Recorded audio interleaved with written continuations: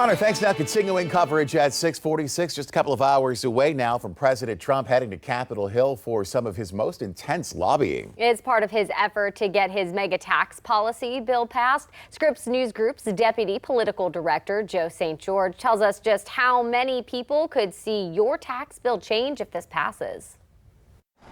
The push to pass President Donald Trump's mega tax bill is on. The president himself personally lobbying lawmakers on Capitol Hill Tuesday morning, as uncertainty still looms whether the votes are there to pass this in the House of Representatives later this week.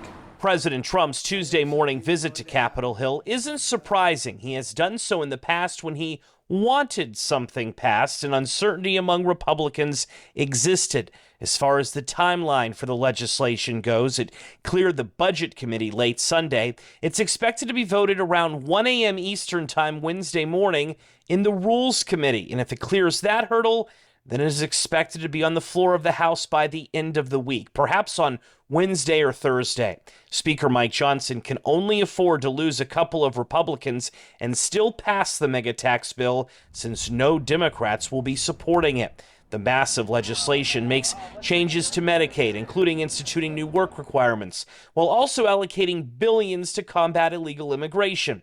It charges fees for those seeking asylum in the U.S. for the first time. Not to mention, the legislation raises the debt ceiling, extends the Trump tax cuts, and impacts how much Americans owe in taxes each year going forward. New analysis from the Joint Committee on Taxation finds that about 2/3 of Americans will pay less in taxes beginning in 2027. Only about 5% of the country would pay more. Republican members of Congress telling Scripps News they are getting closer to having the votes. This is the most consequential piece of legislation in modern history. Now, if the House is able to pass this bill sometime this week, it then moves on to the Senate for further deliberation. The Senate is expected to make changes, and any changes the Senate makes then has to go back to the House for another round of voting. Lawmakers hope to have this bill on President Trump's desk by July 4th. Joe St. George, Scripps News Group, Washington.